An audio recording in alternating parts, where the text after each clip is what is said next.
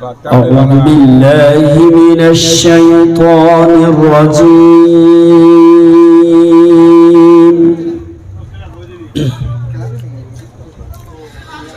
بسم الله الرحمن الرحيم.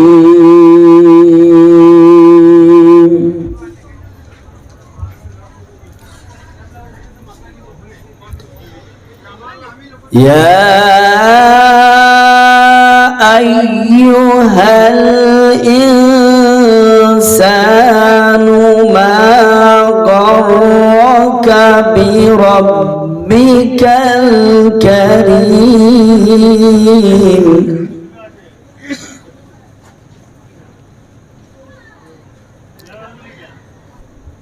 الذي خلقك فسواك فعدلك في أي صورة ما شاء ركبك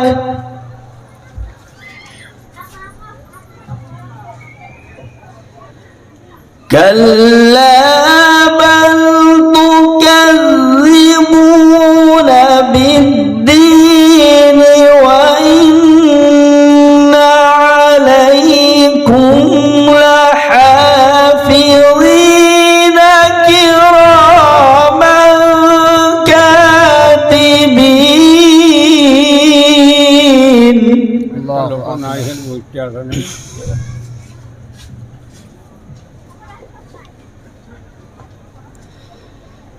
كراما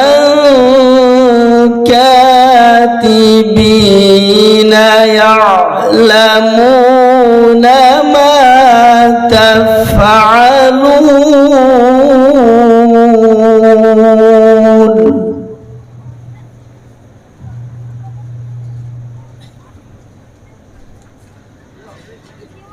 كراما كاتبين يعلمون ما تفعلون.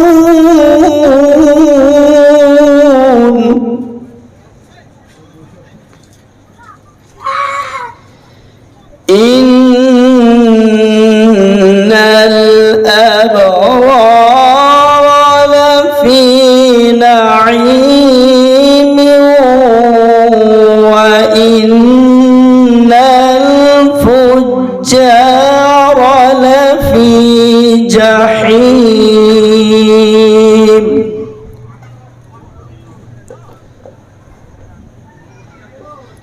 إن الأبرار لفي نعيم وإن الفجار لفي جحيم. صدق الله العظيم. إن الحمد لله نحمده ونستعينه ونستغفره ونؤمن به ونتوكل عليه ونعوذ بالله من شرور أنفسنا ومن سيئات أعمالنا. من يهده الله فلا مضل له ومن يضلله فلا هادي له. ونشهد أن لا إله إلا الله وحده لا شريك له.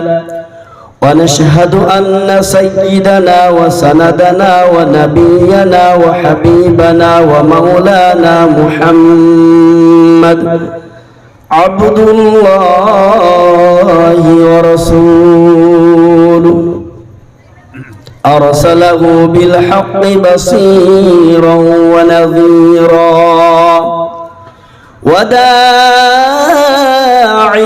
إلى الله بإذنه وسراجا منيرا. وقال الله تعالى في كلام المجيد والقرآن الحميد أعوذ بالله من الشيطان الرجيم بسم الله الرحمن الرحيم قلنا اهبطوا منها جميعا فإما يأتينكم مني هدى فمن تبع هداي فلا خوف عليهم ولا هم يحزنون وقال النبي صلى الله عليه وسلم من قرأ القرآن فاستظهره فحل حلاله وحرم حرامه أدخله الله الجنة أو كما قال عليه الصلاة والتسليم وقال الله تعالى في شان حبيبه مخبرا وآمرا إن الله وملائكته يصلون على النبي يا أيها الذين آمنوا صلوا عليه وسلموا تسليما اللهم صل على سيدنا مولانا محمد وعلى آل سيدنا ومولانا محمد اللهم صل على سيدنا محمد وعلى آل سيدنا مولانا محمد যারা আল্লাহর কথা বলে আল্লাহর পথে চলে আল্লাহকে ভালোবেসে সুফেছে জীবন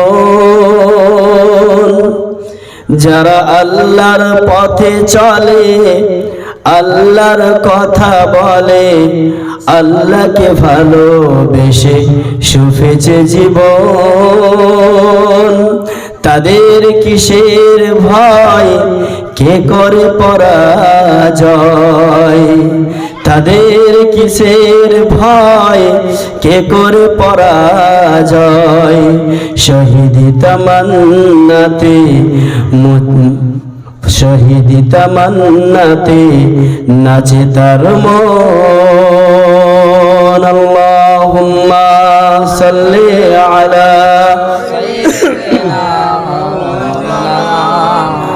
وعلى آل سيدنا مولانا محمد মুনামার কাদেরে জানামার কাদেরে যেতে সোনার মদিনা মুনামার কাদেরে প্রাণামার কাদেরে যেতে সোনার মদিনা যেই মদিনা ধন্য হলো পেয়ে নবীর ঠিকানা মুনামার কাদেরে প্রাণামার কাদেরে যেতে সোনার মদিনা ইউসুফকে দেখে জুলেখা কাঁদে সারা কেঁদেছে ইব্রাহিম তরে ইউসুফকে দেখে জুলেখা কাঁদে সারা কেঁদেছে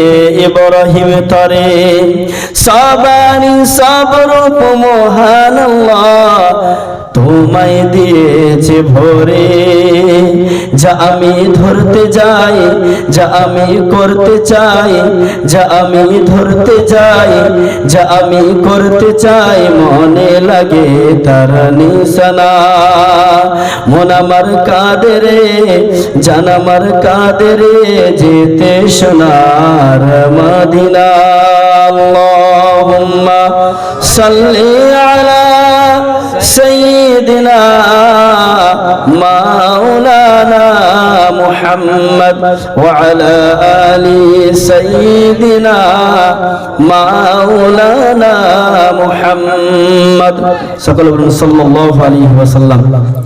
সর্বপ্রথমেই সবার কাছে আমি অনুরোধ করব, বিশেষ করে গ্রামবাসী ভাই এবং বাবুদের কাছে, মা বোনেদের কাছে, রাস্তায় দেখলাম অনেক ভিড় আছে, যারা ভলেন্টিয়ারের দায়িত্বে আছে সেই সমস্ত ভাইরা খুব অনুরোধ করে মানুষকে নিমন্ত্রণ করে দাওয়াত দিয়ে প্যান্ডেলের মধ্যে নিয়ে আসতে হচ্ছে।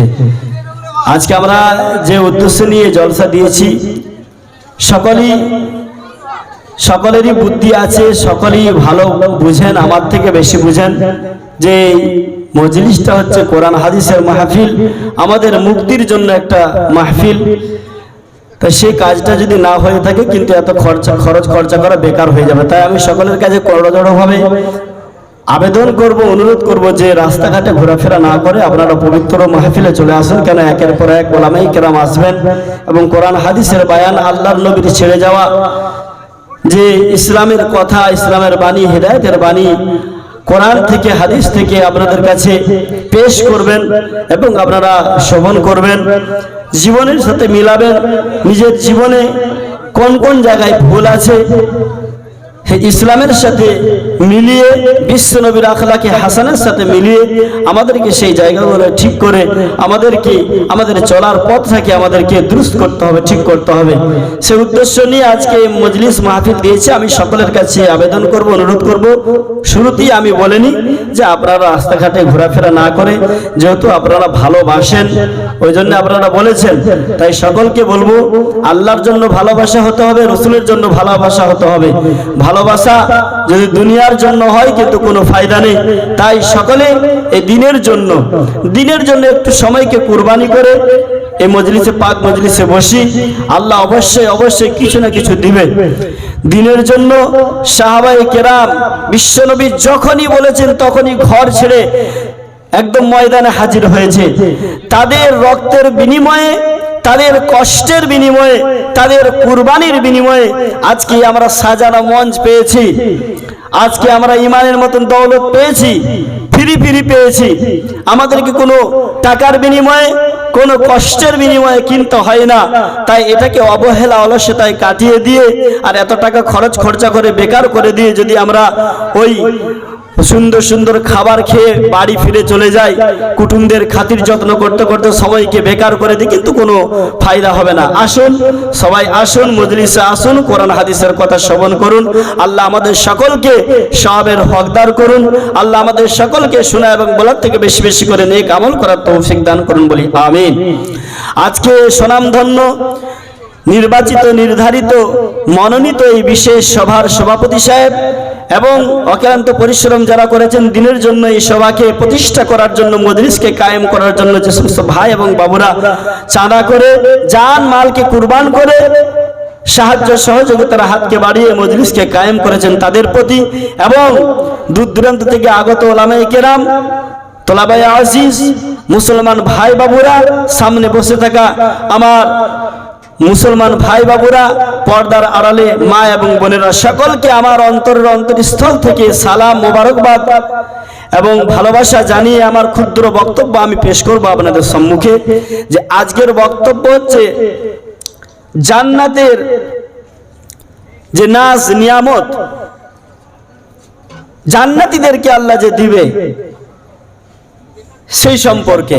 আরেকটা হচ্ছে জান্নাতে কিভাবে আমরা যাব, জান্নাত থেকে আমাদের পিতাকে কিভাবে দুনিয়ায় বিতাড়িত করা হয়েছিল, পাঠানো হয়েছিল, এবং আমরা কোন রাস্তায় চলবো, কাদের সাথে থাকবো, এই তিনটে যদি আপনারা সময় আমাকে দেন। অ্যাকচুয়ালি তো আমি তো হঠাৎ বক্তা, হঠাৎ যখন কাউকে পাওয়া যাচ্ছে ধর জাবিউল্লাহকে ধর, আপনাদের সাথে একটা সুসম্পর্ক আছে। এই তিনটে নিয়ে ইনশাল্লাহ ছোট্ট করে কথা বলবো। তখনই এগুলো কামিয়াব হবে, তখনই এগুলো মূল্যবান হবে যখন আমরা এর প্রতি আমল করব। কি বলুন? আমরা আমাদের ছেলেরা এখানে ছেলেরা অধিকাংশ বাইরের কাজে যায়, সোনার কাজে যায় না বলুন? অধিকাংশ ছেলেরা যায়। তো প্রথমে গিয়ে 1 বছর কাজ শিখতে হয় বলুন। কারো ব্রেন ভালো থাকলে 6 মাসে শিখে, একটু কমজোর থাকলে 1 বছর, আর একটু কমজোর থাকলে 2 বছর, তাই না? কি বলুন? এখানে ছেলেরা যায় হায়দ্রাবাদ, কটক, বোম্বে, হেন তেন সব জায়গায় আছে। তাহলে ওই ছেলেরা যদি মনে করে যে আমি 1 বছর গিয়ে কাজ শিখলাম, কাজ পরিপূর্ণ শিখে গেলাম, তারপরে কাজ শিখে আমি ঘরে বসে থাকবো আর যাব না বাইরে, আর কাজ করব না, আমার এমনি এমনি বেতন ঢুকবে, এটা কি হয়? এটা পশ্চিম কালেও হবে বলুন? আপনি যদি বলেন হেডমাস্টার ধরে নিয়েছে, যদি জোর করে হ্যাঁ বলেন, তাও কিন্তু 100% মিথ্যে, কখনোই হবে না। কাজ শিখেছি, সেই শিখার উপরে আমাকে কাজ করতে হবে, তবে তো আমি ইনাম, তবে তো আমি পুরস্কার, তবে তো আমি বেতন পাবো, ঠিক না? তো আমরা মাতৃকলি ঈমান পেয়েছি এবং ওলামায়ে কেরাম আল্লাহ রসুলের ছেড়ে যাওয়া বাণী, আল্লাহর দেওয়া হেদায়েতের বাণী আপনাদের কাছে পৌঁছাচ্ছে। এখন আপনার জন্য আমার জন্য সহজ হয়ে গেছে ইসলামকে বোঝা। মোবাইল খুললে ইন্টারনেটের যুগ, আপনার সম্মুখে আপনি যখন যেটা বলবেন, অ্যাপসের মাধ্যমে আপনাকে ওস্তাদ লাগছে না, অ্যাপসের মাধ্যমে আপনি কোরআন শিখে নিচ্ছেন। সেই অ্যাপস অডিও রেকর্ডিং আপনাকে শোনাচ্ছে আলিফ বা তা সা সুন্দর করে। এত অ্যাডভান্স, এত উন্নত হয়ে গেছে, কিন্তু তাও কিন্তু আমরা গাফিলতির মধ্যে পড়ে আছি। তা এটা তখনই হবে কামিয়াব, তখনই হবে মূল্যবান, যখন আমরা মূল্য দেব, যখন আমরা এটাকে অ্যাকসেপ্ট করব, এর উপরে কিন্তু আমল করব, তখনই হবে। কিন্তু যদি না করি, না মানি, এরকম প্রত্যেকটা দিন, প্রত্যেকটা ঘন্টা যদি মঞ্চ সাজান, আর যদি এরকম খরচা করে এত সুন্দর মঞ্চ দেন, আর বড় বড় বক্তা ওলামায়ে কেরাম, এরকম 10টা জাবিউল্লাহ, এরকম 20টা বাকিবিল্লাহ, আরো যে আপনারা ওলামায়ে কেরামদেরকে আনছেন দিনের কথা শোনার জন্য, যদি আপনি মনকে তৈরি না করেন, আপনি যদি অন্তরকে না বানান, আপনি যদি চেঞ্জ না হন, পশ্চিম কালো কেউ করতে পারবে না। এটা আমার কথা না, এটা আল্লাহর কথা। এটা কার কথা বলুন? এটা আল্লাহর কথা। ওয়ালাউ আন্নানা নাযালনা ইলাইহিমুল মালাইকাতা ওয়া কাল্লামাহুল মাউতা ওয়া হাশারনা আলাইহিম কুল্লা শাইইন কুবলা মা কানু লিয়ুমিনু ইল্লা আইয়াশা আল্লাহ। কোরআন শরীফের 8 নম্বর পারা, যে পারা শুরু হচ্ছে, প্রথম থেকেই শুরু হয়েছে এই আয়াতটা, আপনি খুলে দেখবেন। আল্লাহ বলছেন, আমি যদি নাজিল করি ফেরেশতা, ম্যান টু ম্যান, একজন মানুষের পেছনে একজন ফেরেশতা যদি আমি নাজিল করি, কি বুঝছেন? ম্যান টু ম্যান যদি আমি ফেরেশতা নাজিল করি, মানুষের একজন পেছনে মানুষ, তার পেছনে একজন ফেরেশতা। ওয়া কাল্লামাহুমুল মাউতা, এবং তোমাদেরকে বুঝানোর জন্য, তোমাদেরকে শুধরানোর জন্য, যদি কবরস্থানের মৌতগুলো, যারা কবরস্থানের মধ্যে শুয়ে আছে, কবরের মধ্যে শুয়ে আছে, সেই মৃত্যু বরণ করেছে, সেসব মানুষগুলো যদি উঠে এসে তোমাকে বোঝায়, সাহাবারা, ফেরেশতারা যদি ডান ডালিয়ে লাঠি নিয়ে এসে তোমাকে বোঝায়, ও হাশারনা আলাইহিম কুল্লা শাইইন কুবলা, যদি জমিনকে উল্টিয়ে দেওয়া হয়, তাও আল্লাহ যদি না চায়, তোমাকে, তুমি ঈমান আনতে পারবে না, তুমি ভালো হতে পারবে না, পারবে না।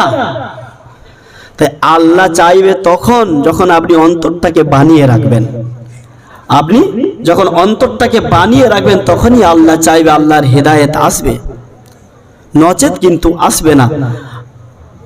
আজকে সত্য কথা বলতে গেলে বক্তাদের দাওয়াত নেই, হক কথা বলতে গেলে বক্তাদের দাওয়াত নেই।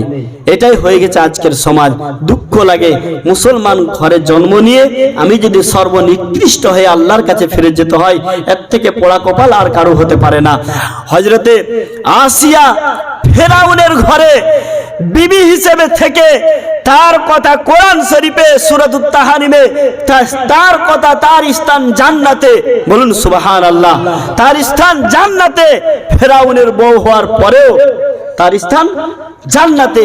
কিন্তু আমরা মুসলমান ঘরে জন্ম নিয়েছি, আল্লাহ দিয়েছেন ভালোবেসে, তারপরেও যদি আমাদের ঠিকানা জাহান্নাম হয়, তারপরেও আমরা যদি নিকৃষ্টতম হয়ে গিয়ে আল্লাহর কাছে যাই, কিন্তু আমাদের মতন কপাল পোড়া আর পৃথিবীর জমিনে পশ্চিম কালেও হবে না। তাই সকলের কাছে অনুরোধ, যে কথাগুলো মেসেজ আপনাকে দিয়ে যাব নিশ্চয়ই কোরআন থেকে এবং আল্লাহ নবীর সুন্নাহ থেকে, কেন এটাই সর্বশেষ উপদেশ, সর্বশ্রেষ্ঠ উপদেশ। এর থেকে ভালো উপদেশ হতে পারে না, এর থেকে শ্রেষ্ঠ উপদেশ হতে পারে না, পশ্চিম কালেও কেউ করতেও পারবে না। তাই সে কোরআন হাদিস থেকে যে মেসেজ, যে আপনাকে উপদেশ দিয়ে যাব, তার প্রতি যদি আপনি আমল করেন, ইনশাআল্লাহ ইনশাআল্লাহ আপনি মরলি জান্নাতে যাবেন, মরলি জান্নাতে যাবেন। এটা আল্লাহর ওয়াদা, এটা রসুলের ওয়াদা। কার ওয়াদা? এটা রসুলের ওয়াদা। আপনাকে আমাকে মানতে হবে, আপনাকে আমাকে আমল করতে হবে, না হলে কিন্তু কিচ্ছুই হবে না, কোনো লাভ হবে না। তাই তিনটে কথা বলবো, তিনটে বিষয়ে। আল্লাহ আমাদেরকে শোনা এবং বলার থেকে বেশি বেশি করে নেক আমল করার তৌফিক দান করুন, বলি আল্লাহুম্মা আমিন। আমি যতই বড় জ্ঞানী হই না কেন, আমি যতই বড় শিক্ষিত হই না কেন, আমার যতই বড় পাওয়ার থাকুক না কেন, আমার যত বেশি ক্ষমতা থাকুক না কেন, মরলে কিন্তু কোনো কিছুই থাকবে না। থাকবে? কোনো কিছুই থাকবে না। তার জন্য মাঝে মাঝে কবরস্থানে আপনাকে যেতে হবে, কবরস্থানে দেখে আসতে হবে আপনার থেকে দামি লোক সেখানে ঘুমিয়ে আছেন একবারে ঠান্ডা হয়ে। তাই আপনাকে আমাকে বানাতে হবে। তাই বলার আগে, শুরু করার আগে কয়েকটা কথা বলেনি। মুসলমানের চারিত্রিক মানে ধ্বংসর পথটা কোথা থেকে এসেছে সেই নিয়ে কয়েকটা কথা বলি, ইনশাআল্লাহ শুরু করব। যেমন যখন জান্নাতীরা জাহান্নামীদেরকে প্রশ্ন করবে, কি জান্নাতীরা জাহান্নামীদেরকে প্রশ্ন করবে, জান্নাতীরা নাজ নিয়ামত পেয়ে আপনার কিনা আনন্দই উচ্ছ্বাসিত হয়ে যাবে, আনন্দই উপভোগ করতে করতে একদম মগ্ন হয়ে থাকবে আনন্দই। তারপরে আনন্দ করতে করতে ওই চোখটা যখন জানলা দিকে পড়বে জাহান্নামের, তো দেখবে কিছু সংখ্যক মানুষ ওই জাহান্নামে খুব কষ্টের মধ্যে আছে, সুম্মা লা ইয়ামুতু ফিহা ওয়ালা ইয়াহইয়া, না মরছে না বাঁচছে, তার মাঝখানে মানে কষ্টের মধ্যে আছে। তারা জিজ্ঞাসা করবে, মা সালাকাকুম ফি সাকর, মা সালাকাকুম ফি, তোমরা কেন এই জাহান্নামে এসেছো, কিসের কারণে, কোন কাজের কারণে, কোন জিনিস তোমাকে জাহান্নামে এনেছে? তারা চারটি জিনিস বলবে, ক্বালু লাম নাকু মিনাল মুসাল্লিন ওয়া লাম নাকু নুতঈমুল মিসকিন ওয়া কুননা নাখুদু মাআল খায়দিন। 3 নম্বর কথাটা দেখুন, আমি অতগুলো বলছি না, আমার আজকের বিষয় এটা নয়, এটা বলেনি, আমাদের মধ্যে সবথেকে বেশি এটা দেখা যাচ্ছে, যার কারণে আমি বলছি, ভালো করে শুনবেন। 3 নম্বর বিষয়টা, অকুন্না নাখুদু মাল খায়দিন, আমরা 3 নম্বরে যে তারা বলবে, যেটা বলবে যে আমরা সমালোচনাকারীদের সাথে সমালোচনায় মগ্ন থাকতাম, গীবতকারীদের সাথে আমরা গীবতে মগ্ন থাকতাম, চগলকারীদের সাথে আমরা চগলে ব্যস্ত থাকতাম, আমরা করতাম না, তাদের সাথে বসে থাকতাম। সেই কারণে জাহান্নামে পাঠিয়েছে। সাকর একটা জাহান্নামের নাম, তার কারণে পাঠিয়েছে। এটা কিন্তু ভরি ভরি এই আমাদের মুসলমান সমাজে দেখা যাচ্ছে। আরে যাদের ঈমান নেই, যারা কোরআন হাদিসকে মানে না, তারা মন চাই জিন্দেগি যা ইচ্ছা করতে পারে, দুনিয়ার মজা নিতে পারে। আপনার তো রব চাই জিন্দেগি, আপনার তো মন চাই জিন্দেগি এখানে গঠন করলে হবে না। এটা আমাদের মধ্যে দেখা যাচ্ছে। মুসলমান আমরা কলতলায়, আমরা পুকুর ঘাটে, আমরা চায়ের দোকানে, বাজারে, আমরা একে অপর যখনই আমরা দেখা সাক্ষাৎ হয়, একের অধিক যখন আমরা জমায়েত বেঁধে যাই, আমাদের সালাম কালাম, আমাদের দিনী কথাবার্তা, আমাদের পারিবারিক কথাবার্তা, আমাদের ভালো মন্দ কথাবার্তা উঠে গিয়ে আমরা গীবতে মগ্ন হয়ে যায়। আর এর পেছনে শয়তানের মাদাদ আছে। কি এই কথা শুনতে এত মজা লাগবে, অপরের গীবত গাইতে এত মজা লাগবে, বলতে এত মজা লাগবে, এর পেছনে শয়তানের মাদাদ আছে, শয়তানের সাহায্য আছে, যার কারণে বলতেও মজা লাগবে আর শুনতেও মজা লাগবে। তাই এই যে গীবত, পরচর্চা, পরনিন্দা, এই সমস্ত কাজগুলি থেকে আপনাকে আমাকে বেঁচে আসতে হবে। এটাই কিন্তু আমাদের ধ্বংসের মূল পথ। তাই মুসলমান রূপে বিশ্বনবী বলছেন, যে পরচর্চা, অপরের গীবত করে, এক মুসলমান ভাই আরেক মুসলমানের গীবত করে, পিছনে পরচর্চা, পরনিন্দা করে, সে যেন তার ভাইয়ের মরা ভাইয়ের গোস্তকে চিবিয়ে খায়। বলুন নাউজুবিল্লাহ। কত নিকৃষ্টতম একটা পাপ। তাই আমি সকলের কাছে করজোড়ভাবে অনুরোধ করব, ভাই আমরা মুসলমান ঘরের মানুষ, আমরা মুসলমানের ঘরের ছেলে মেয়ে, আমরা এই সমস্ত অশ্লীল কাজ থেকে আমরা দূরে থাকি, জড়িত থাকবো না। আল্লাহ আমাদেরকে তৌফিক দান করুন, বলি আমিন। আমি যে আয়াত আপনাদের সম্মুখে পড়লাম সূরাতুল বাকারায় 1 নম্বর পারার 6 নম্বর পৃষ্ঠার প্রথম থেকে, যা আমাদের শুরু, আমরা এই পৃথিবীতে এসেছিলাম আমাদের আদি পিতাকে হযরত আদম আলাইহিস সালাম, তিনি আমাদের আদি পিতা এবং নবী। তিনাকে তৈরি করা হয়েছিল, জান্নাতে রাখা হয়েছিল। একটা ভুলের কারণে তাকে জান্নাত থেকে দুনিয়ায় পাঠানো হয়েছিল, এবং শয়তানের ভুলের কারণে তাকেও জান্নাত থেকে দুনিয়ায় পাঠানো হয়েছিল। উল্লাহবিতু মিনহা জামিয়া, তোমরা উভয়ই বেরিয়ে যাও।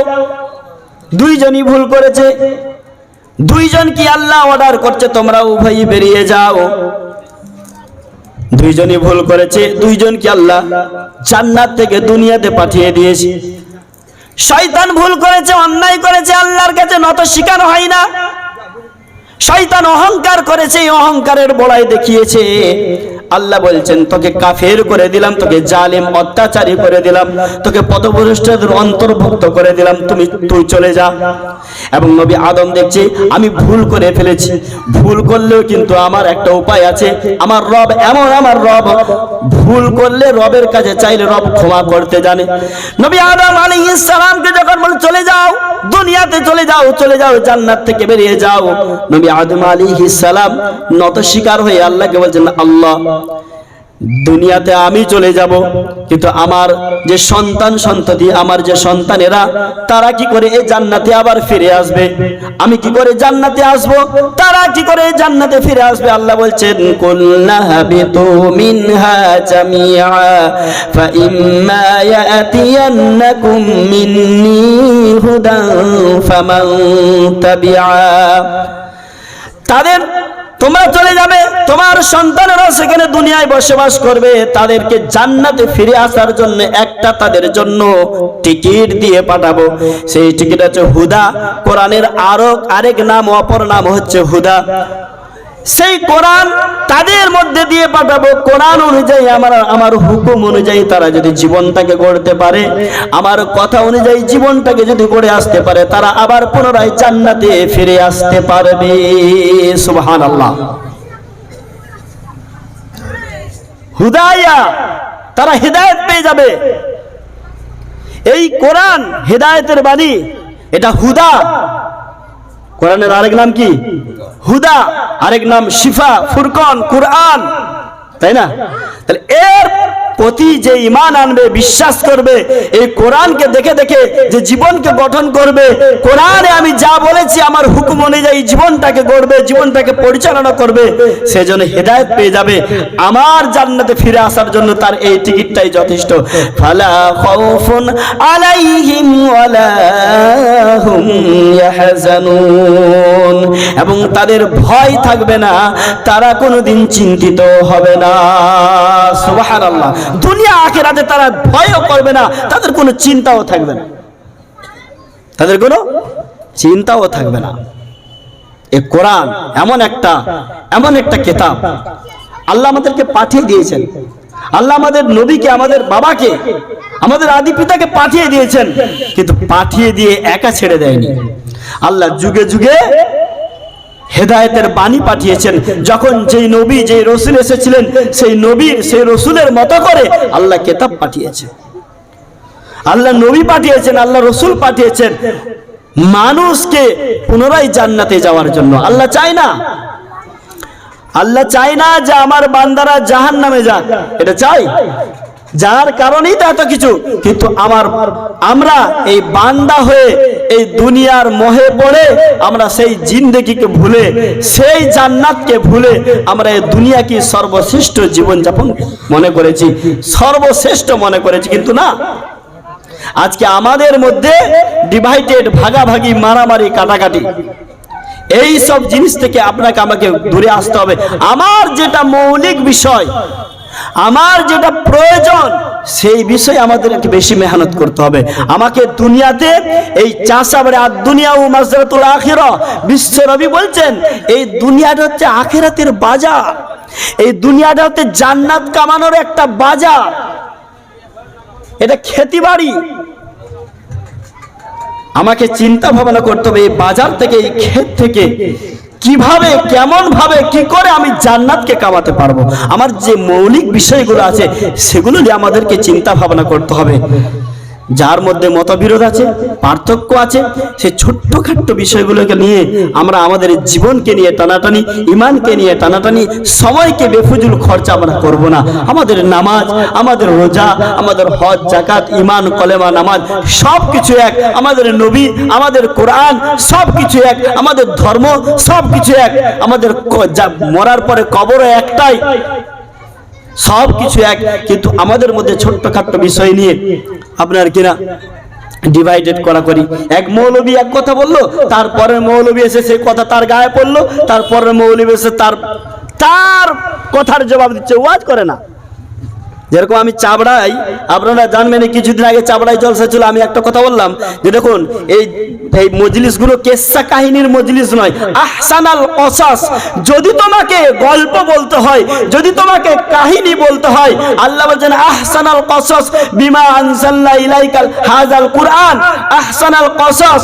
এই কোরআন হচ্ছে সবথেকে বড় উত্তম কাহিনী, বলুন সুবহানাল্লাহ।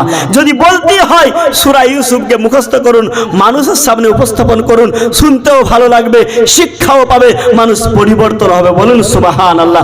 সূরা নামলকে মুখস্থ করুন, রানী বিলকিসের কথা বলুন, সুলাইমান নবীর গল্প করুন, মৌমাছির গল্প করুন, পিঁপড়ের গল্প করুন। কোরআনের কাছে আসুন। হ্যাঁ, বলতে হবে কিছু কিছু জায়গায় যে কথা আজকে আমি যে বিষয়ে আজকে বলে এসেছি, যে বিষয়ে বলবো দরকার আছে, কিন্তু প্রয়োজনে কেন বলবো সেটা ইনশাল্লাহ বলবো। কিন্তু এই সমস্ত বলা বাদ দিয়ে আমরা কি করেছি, একজন বক্তা কি বলছে তারটাকে ফলো করে তার প্রতি উত্তর, তার জবাব দিচ্ছি। মানুষ কিভাবে দিনের পথে ফিরে আসবে, কোরআনের বাণী, হেদায়েতের বাণী, রসুলের চরিত্র, রসুলের সুন্নাহ মানুষের কাছে তুলে ধরতে আমাদের সময়ই নেই। নিজেদের মধ্যে মারপিট করতে করতে আমাদের সময় শেষ। এত কিছু খরচা করে মানুষ এত অক্লান্ত পরিশ্রম করে এই মজলিসগুলো দিয়েছে আমাদের নিজেদের মধ্যে ডিভাইডেড মারামারি করার জন্য। আফসোস লাগে। তাই সকলের দৃষ্টি আকর্ষণ করে বলি, যারা আমরা ময়দানে কথা বলছি, আমাদেরকে ফিরে আসতে হবে আল্লাহ রসুলের পথে। হ্যাঁ, আমি বলছিলাম যে কাহিনী এমন 2 ঘন্টা 3 ঘন্টা কাহিনী বলে শেষ করে দেবে, যে কাহিনীর মধ্যে মানুষের শিক্ষা নেই, মানুষ পরিবর্তন হবে না, সে সমস্ত কেসা কাহিনী না বলাটাই ভালো। তার পরের বক্তা এসে বলছে কেসা কাহিনী বলতে হবে। সে কোন বিষয়ে বলেছে আমি জানি না, আমি তার কথাই একমত, আমি উনার কথাই একমত। কেসা কাহিনী বলতে হবে যে কাহিনীর মধ্যে আমাদের শিক্ষা আছে। শুনুন, অবশ্যই আল্লাহর ওলিদের কাহিনী বলতে হবে, অবশ্যই আল্লাহ ওয়ালাদের কাহিনী বলতে হবে, অবশ্যই পীর মাশাইখদের কাহিনী বলতে হবে। কেমন বলতে হবে? পীর যে তার পীরত্ব পেয়েছিল, আল্লাহর ওলি তার অলিত্ব যে পেয়েছিল, আল্লাহর বন্ধুত্ব যে পেয়েছিল, যেই সিঁড়িটায় চেপে, যেই রাস্তায় অতিক্রম করে, যে রাস্তায় সে পরিচালিত জীবনকে করে, যে রাস্তায় গিয়ে আল্লাহর বন্ধু হয়েছিল, পীর হয়েছিল, মাশাইখ হয়েছিল, ওলি হয়েছিল, সেই রাস্তার কাহিনী বলে সেই রাস্তাটাকে আমাদেরকে ফলো করতে হবে। ঠিক কিনা বলুন? শুনুন, অবশ্যই বলা জরুরি, দরকার আছে। একজন আল্লাহর ওলি কিভাবে তার জীবনকে গঠন করে আল্লাহর বন্ধু হয়েছিল সেটা আমাদেরকে ফলো করতে হবে, আমরাও হব।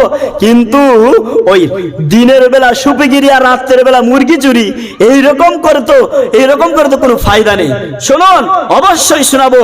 আপনারা জানেন দাদা হুজুর পীর কেবলা রহমতুল্লাহ আলাইহি, আপনারা জানেন যিনি আমাদের ফুরফুরার বুকে শুয়ে আছেন, এটা তো জানেন, সবাই জানেন। আমি দুজনের কথা বলবো, উনার কথা এবং হযরতে আশরাফ আলী থানিব রহমতুল্লাহ আলাইহির কথা। অবশ্যই শুনতে হবে। হাক্কানি যিনারা পীর, হাক্কানি যিনারা আল্লাহর ওলি, যারা দিনের জন্য সর্বসময় কাজ করে গেছে, অতি পরিশ্রম করে দিনের জন্য আল্লাহর কাছে যারা দামি হয়েছে, তাদের কথা অবশ্যই বলতে হবে। শিক্ষা আছে। তা আমি বারাসাতে তারাবি পড়তাম, বারাসাতে, সেখানে আমি দীর্ঘ 4 বছর তারাবি পড়িয়েছি। সেখান থেকে আমার সেখানের মানুষের কাছে আমার শোনা এই কথা, অনেক যুগ আগে উনি হেঁটে হেঁটে পালকি চেপে গরুর গাড়ি করে ওয়াজ করতে যেতেন। ওয়াজ তখন তো মাদ্রাসা মক্তব এত ছিল না, মানুষকে এক জায়গায় জড়ো করে, কিছু মানুষকে এক জায়গায় একত্রিত করে দিনের কথাগুলোকে পেশ করতো, এইভাবে করতো। তো দাদা হুজুর পীর কেবলা রহমতুল্লাহ আলাইহি গিয়েছেন 24 পরগনায় এক জায়গায় ওয়াজ করতে, জলসা করতে। শুনুন, ভালো করে কান দিয়ে শুনুন। তো জলসার শেষে তো তখন তো এত গাড়ি ঘোড়া এত অ্যাডভান্স নয় যে একদিনই ঘুরে চলে আসবে, এটা তো নয়। একদিন যেতে হবে, একদিন থাকতে হবে, তারপরের দিন ওয়াজ করে আবার ফিরে আসতে হবে। তো 2 দিন মোট। তো উনি গেছেন, ওয়াজ করার পরে ওনাকে হাদিয়া দিচ্ছে মোটা টাকা, মোটা খুব অনেকটা টাকা হাদিয়া দিচ্ছে। উনি বলছেন, বাবা এত টাকা তোমরা কোথায় পেলে? বলছে, হুজুর আমরা কালেকশন করেছি। বলে, কোথায়? বলে, গ্রামে। বলে, সবার কাছে? বলে, জি সবার কাছে কালেকশন করেছি। বলে, যে মদ ঘরের কাছে? বলছে, জি। বলে, ডাকাতের? বলে, জি। বলে, সুদ ঘরের কাছে? বলছে, জি। বলে, ঘুষখোরের কাছে? বলে, জি। বলে, সবার কাছে করেছো? বলছে, জি। বলছে, ঠিক আছে, তাহলে আমি দাদা হুজুর তোমাদের এই হাদিয়া গ্রহণ করতে পারি না, এই টাকা তোমাদের কাছে রাখো।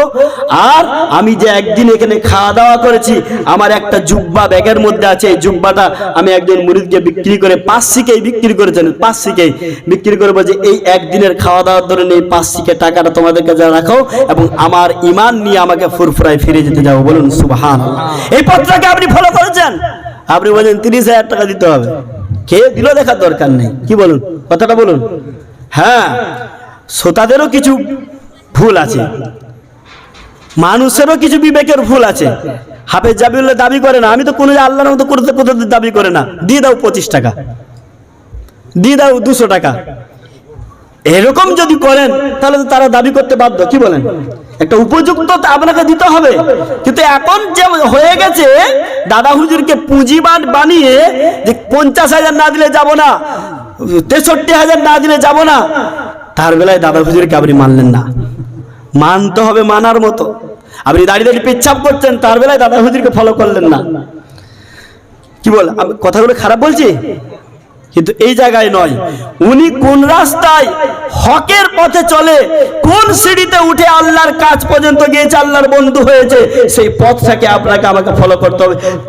তার জন্য তিনার কাহিনী, তিনার জীবনের গল্প বলা জরুরি আছে। কিন্তু আপনি আসলেন গল্পের, আমার বাপের ঘটনা, আমার দাদার ঘটনা, আমার নানার ঘটনা, আমার 4 চাকার গাড়ির ঘটনা, আমার গরুর ঘটনা, আমার ছাগলের ঘটনা, এই বলতে বলতে যদি আপনি কেসা কাহিনী বলতে বলতে যদি আপনি সময়কে শেষ করে দিলেন, যে একই কথা প্রত্যেকদিন শোনাচ্ছি, আজকে একটু আলাদা করে গরুর গল্পটা বলি, মজা লাগবে, এরকম যদি করেন তাহলে মানুষ কি করে পরিবর্তন হবে? কোরআনের কথা একই জিনিস, কিন্তু নতুন মুখে শুনতে ভালো লাগে। এই যে ইমাম সাহেব যে এখানে বক্তব্য দেয়, আমার মতো কোরআন হাদিস থেকেই তো দেয়, নাকি না আলাদা কিছু দেয়? কিন্তু উনারটা শুনে শুনে ভূতা হয়ে গেছে, একটা নতুন মুখ থেকে শুনতে আমাদেরকে ভালো লাগে, এইটাই। কিন্তু একই কথা, পার্থক্য কিছু নয়। কিন্তু আমরা বলি যে না, উমুক বক্তা এত টাকা ভিজিট, অবশ্যই বেশি ভালো হবে, কিন্তু আমরা মানি না। ফলো করতে হবে অবশ্যই, তাদের জীবনী থেকে আমাদেরকে কথা বলতে হবে, তাদের সেই জীবন থেকে আমাদেরকে শিক্ষা নিতে হবে। আল্লাহ আমাদেরকে তৌফিক দান করুন, বলি আমিন।